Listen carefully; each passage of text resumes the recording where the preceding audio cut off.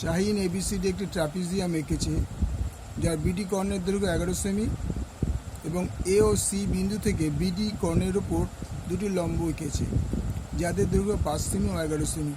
হিসাব করে ট্রাপিজিয়াম আঁকার ক্ষেত্র এবিসিডি এর ক্ষেত্রফল লিখি।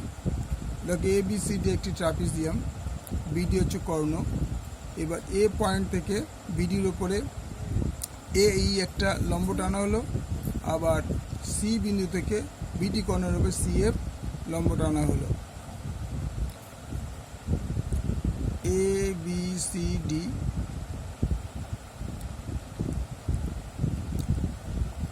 ট্রাপিজিয়ামের কর্ণ বিডি। এ বিন্দু থেকে বিডি কর্ণের উপর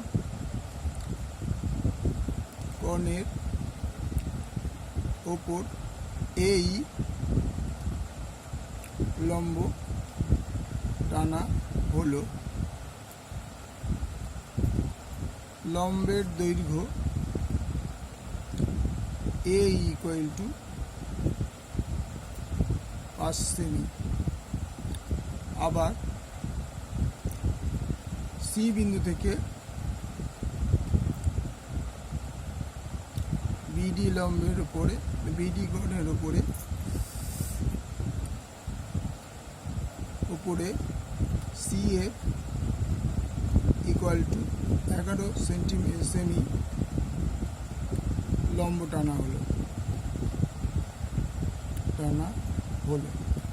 সুতরাং A B C D ট্রাপিজিয়ামের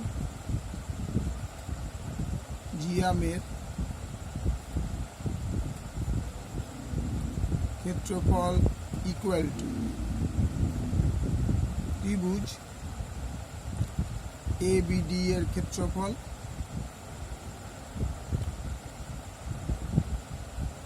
plus ত্রিভুজ বি সি ডি এর ক্ষেত্রফল।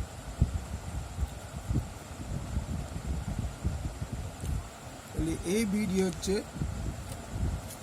এ বিডি, এই ত্রিভুজটার ক্ষেত্রফল হচ্ছে 1/2, ভূমি হচ্ছে বিডি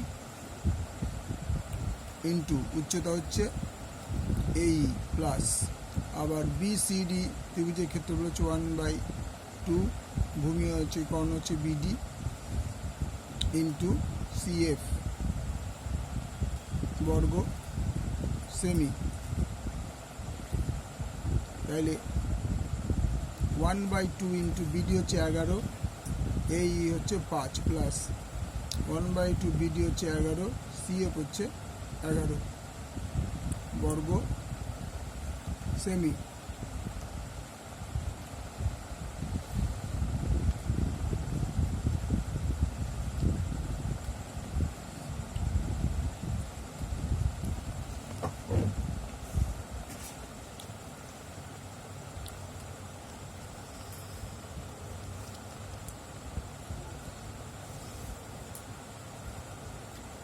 বর্গ সেমি। তাহলে 5 11 55/2 প্লাস 11কে 11 দ্বিগুণ করলে 121/2 বর্গ সেমি। লসাগু হবে 2, 55 প্লাস 121 ইকুয়াল টু 6, 7, 1/2 বর্গ সেমি। 88 বর্গ সেমি, এটা ব। উত্তর এ বি সি ডি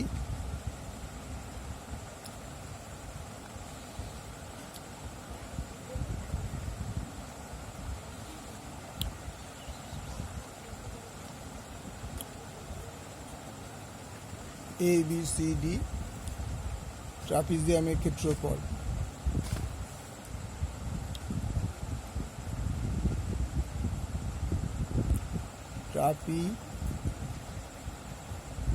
জিয়ামের ক্ষেত্রফল ইকুয়াল টু 88 বর্গ সেমি।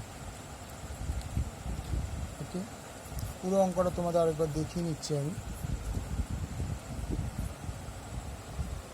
প্রশ্নটা এটা,